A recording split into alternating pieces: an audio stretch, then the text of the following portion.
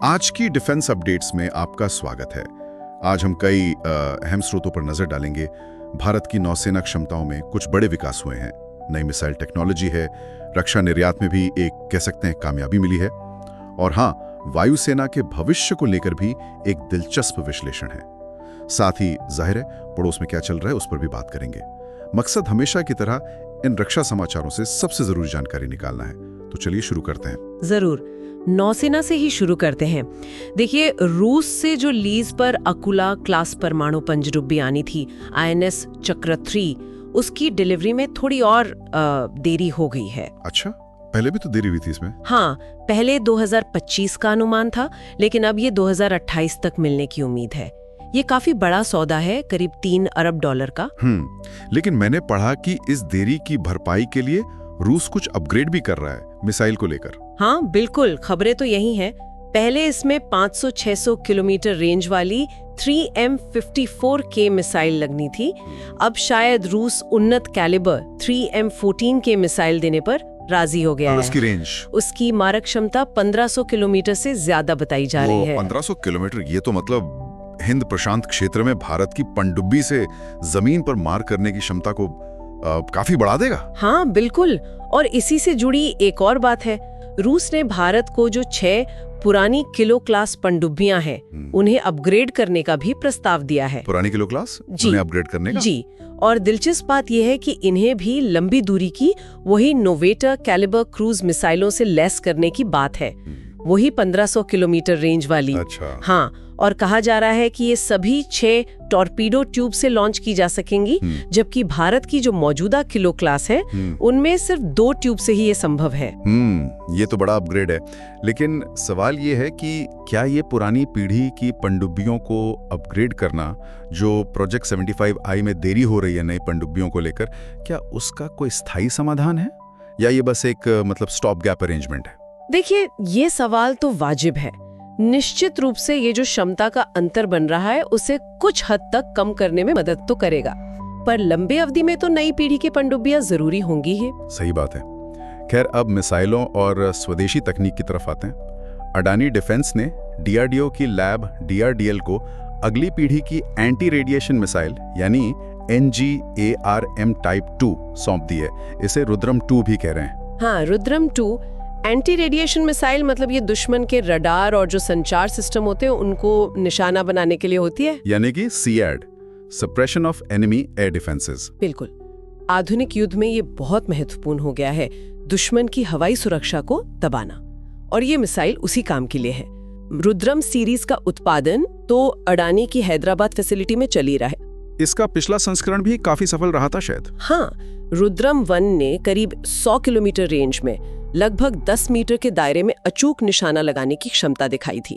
तो ये रुद्रम 2 मतलब आत्मनिर्भर भारत की दिशा में एक और अहम प्रगति है। और आत्मनिर्भरता की बात करें तो रक्षा निर्यात, इसमें भी एक अच्छी खबर आई है। पारस डिफेंस की एक सहायक कंपनी है, पारस एंटी ड्रोन टेक्नोलॉजीज। हाँ, उन्होंने फ्रांस की एक फर्म है सियरबा, उसको करीब 22 करोड़ रुपए की काउंटर UAV तकनीक सप्लाई करने का सौदा किया है। 22 करोड़, ये तो बढ़िया है। क्या तकनीक है ये? इसमें 30 चिमेरा 200 सिस्टम शामिल हैं। ये पोर्टेबल डिवाइस हैं जो अकेले ड्रोन या झुंड में आते ड्रोन से बचाव के लिए डिजाइन किए गए हैं। अच्छा, ड्रोन डिफेंस। हाँ, और सियरबेर के अध्यक्ष ने भी कहा है कि यूक्रेन संघर्ष के बाद से यूरोप में ऐसी तकनीक की मांग काफी बढ़ी है। तो ये भारत का जो 2025 तक $5 अरब के रक्षा निर्यात का लक्ष्य है, उसकी तरफ एक छोटा ही सही पर अहम कदम है। बिल्कुल, ये निर्यात सफलता आत्मनिर्भर भारत का एक पहलू तो दिखाती है, लेकिन आत्मनिर्भरता का एक और जरूरी पहलू है हमारी सेनाओं की अपनी डिजाइन और विकास क्षमता। इस पर भी एक दिलचस्प विश्लेषण सामने आया है भारतीय वायुसेना को लेकर। हाँ, वो विश्लेषण ये कहता है कि भारतीय वायुसेना को नौसेना के मॉडल से कुछ सीखना चाहिए। नौसेना के मॉडल से कैसे? देखिए, नौसेना ने काफी पहले 1964 में ही अपना नेवल डिजाइन ब्यूरो स्थापित कर लिया था, और आज नतीजा ये है कि विमान वाहक पोत INS विक्रांत से लेकर अरिहंत क्लास पनडुब्बियों तक उन्होंने 90% से ज्यादा स्वदेशीकरण हासिल कर लिया है। ये बात तो है। जबकि वायुसेना की बात करें तो स्वीकृत 42 स्क्वाड्रन के मुकाबले अभी भी सिर्फ 31 फाइटर स्क्वाड्रन ही है। पुराने विमान रिटायर हो रहे हैं और तेजस MK1A, AMCA जैसे जो स्वदेशी कार्यक्रम है उनमें भी देरी चल रही है। बिल्कुल। तो विश्लेषण का तर्क ये है कि IAF को सिर्फ एक ग्राहक या कस्टमर बने रहने के बजाय नौसेना की तरह एक निर्माता या बिल्डर भी बनना चाहिए। अपना डिजाइन ब्यूरो स्थापित करने से आत्मनिर्भरता बढ़ेगी और विदेशी निर्भरता कम होगी, खासकर लड़ाकू जेट जैसे जटिल सिस्टम के मामले में। ये एक सोचने वाली बात है। खैर, अब जरा पड़ोस की तरफ नजर डालते हैं। क्या हालचाल है? खबरें आ रही हैं कि पाकिस्तान वायुसेना यानी पाफ चीन से PL-17 लंबी दूरी की हवा से हवा में मार करने वाली मिसाइल हासिल करने की कोशिश कर रही है। BVRAM जिसे कहते हैं। हाँ, BVRAM यानी beyond visual range air to air missile.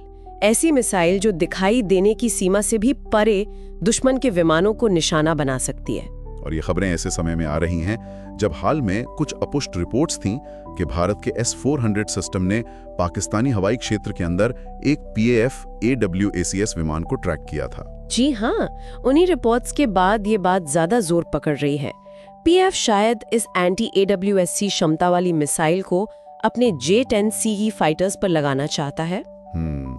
दूसरी तरफ भारत और भूटान के बीच रक्षा संबंध लगातार मजबूत हो रहे हैं। हमारे सेना प्रमुख जनरल उपेंद्र द्विवेदी हाल ही में भूटान की यात्रा पर थे। हाँ, उन्होंने वहां रॉयल भूटान आर्मी के COO लेफ्टिनेंट जनरल बाटू शेरिंग के साथ बातचीत की। ये यात्रा दोनों देशों के बीच जो गहरे और भरोसेमंद रिश्ते हैं उन्हें दर्शाती है। और इसके अलावा हाल ही में दिल्ली में भारत भूटान विकास सहयोग वार्ता भी हुई थी। बिल्कुल, और उसमें भारत ने भूटान की जो 13वीं पंचवर्षीय योजना है उसके लिए 10,000 करोड़ रुपए की सहायता की अपनी प्रतिबद्धता दोहराई है। तो कुल मिलाकर आज हमने देखा कि भारत कैसे अपनी नौसेना की पनडुब्बी ताकत बढ़ा रहा है। हाँ, थोड़ी देरी जरूर है। स्वदेशी मिसाइल, काउंटर ड्रोन तकनीक, इनमें प्रगति दिख रही है। वायुसेना के लिए आत्मनिर्भरता के एक नए मॉडल पर विचार हो रहा है।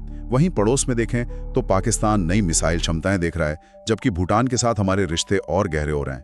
ये सब मिलकर एक काफी कह सकते हैं मिली-जुली तस्वीर बनाते हैं। हाँ, और जो बात यहाँ सबसे ज्यादा ध्यान खींचती है वो है तात्कालिक जरूरतों और दीर्घकालिक लक्ष्यों के बीच का संतुलन।